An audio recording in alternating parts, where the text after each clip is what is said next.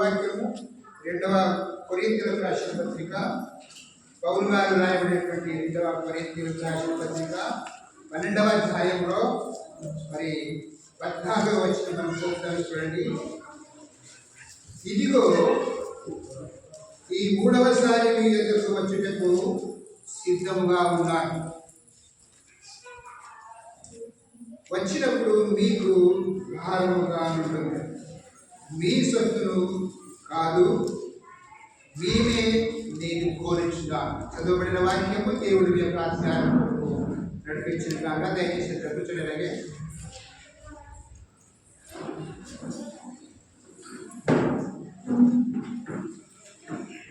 సౌదీలారా మరి హైదరాబాద్లో సేవ చేస్తున్నటువంటి మన యొక్క కుమారుడు మరి మాస్టర్ దినేష్ గారు వచ్చారు. ఆయన ముందుకు రావాలని నేను కోరుచున్నాను. ఎందుకంటే అదేవిధంగా మరి మణికమ్మ గారు మన మధ్యలో ఉన్నారు. మరి వారు కూడా ముందుకు రావాలని కోరుతున్నాను. అదే చెప్పండి కొట్టండి కొద్దిగా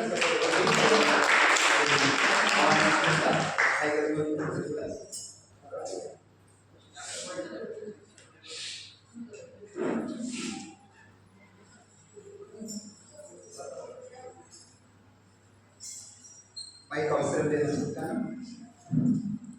ప్రియమైనటువంటి సహోదరులారా, నేను కొద్దిగానే చెప్తాను. మరి సమయము మరి మేము ఎప్పుడు చెప్తానే ఉంటాం కనుక మరి ఈ రోజున నూతనముగా మన యొక్క వాతావరణాన్ని కానీ నూతనమైన కాదు అంటే మరి మన మధ్యలో వచ్చారు. ఆయన సమయం కదా.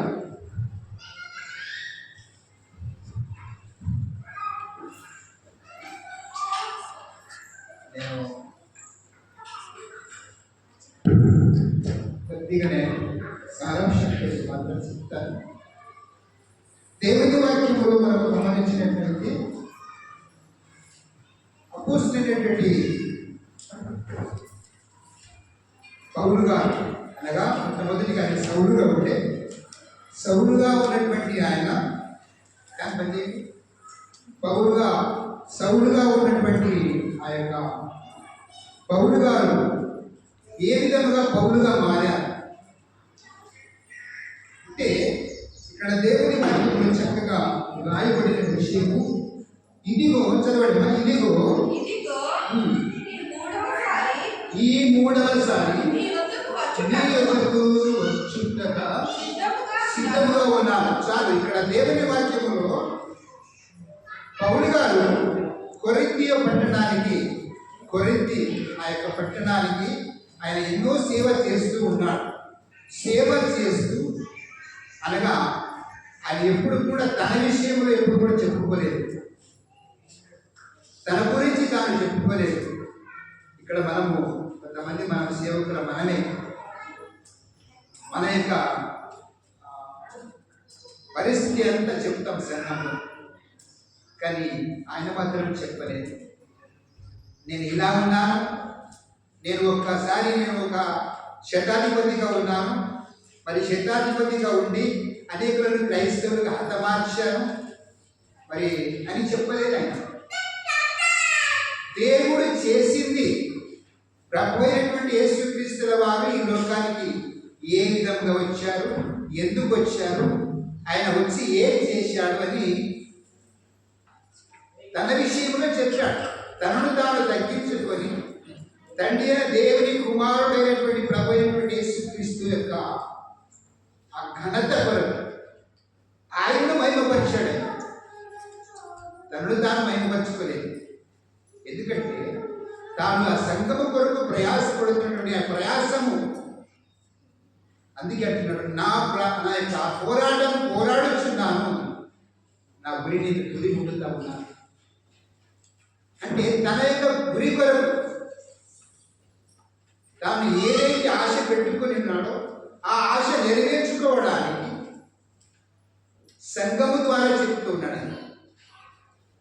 సంఘము ద్వారా తన యొక్క విశ్వాసమును బట్టి ఇదిగో నేను మంచి పోరాడుతున్నాను అని. ఆయన ఒక్కసారి వచ్చాడు, అదే చెప్పాడు. రెండవసారి వచ్చాడు, సంఘమును హెచ్చరించాడు, సంఘమును అభివృద్ధి పరుచుకోవడానికి సంఘము విషయంలోనే దేవుని విషయంలోనే చెప్పాడు. చెప్పి తిరిగి అంటున్నాడు, ఇదిగో ఈ మూడవసారి మీ ఎదుకు వచ్చుటకు సిద్ధంగా ఉన్నాను అని. అంటే ఆయన సిద్ధంగా ఉన్నాడు. అలాగే మన ప్రభు అయినటువంటి యేసుక్రీస్తుల వారు కూడా మన కొరకు ఇప్పుడు ఎలా ఉన్నాడంట? సిద్ధముగా కదా. ఇంతవరకు పాడారు కదా, యేసయ్యా త్వరగా వచ్చేస్తున్నారు.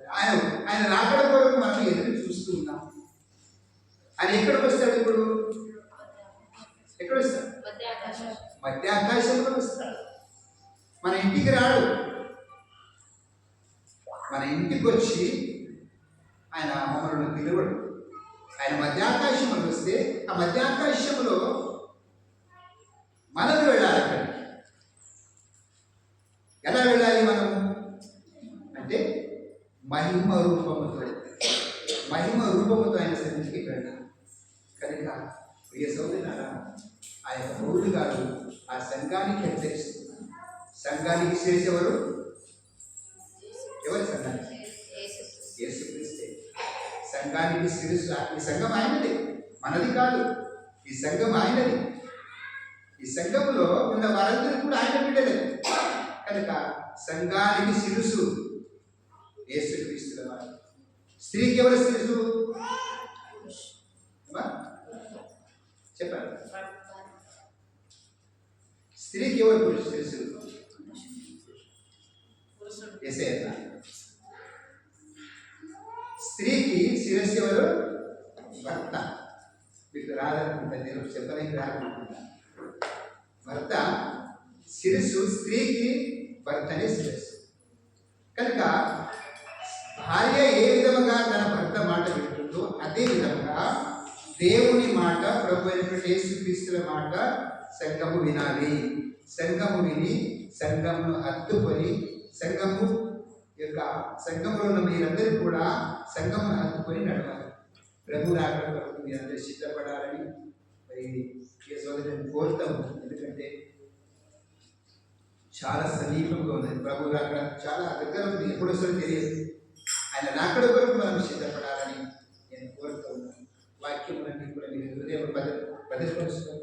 ప్రభు రాకడ కొరకు మీరు సిద్ధపడాలని ముగిస్తున్నాను.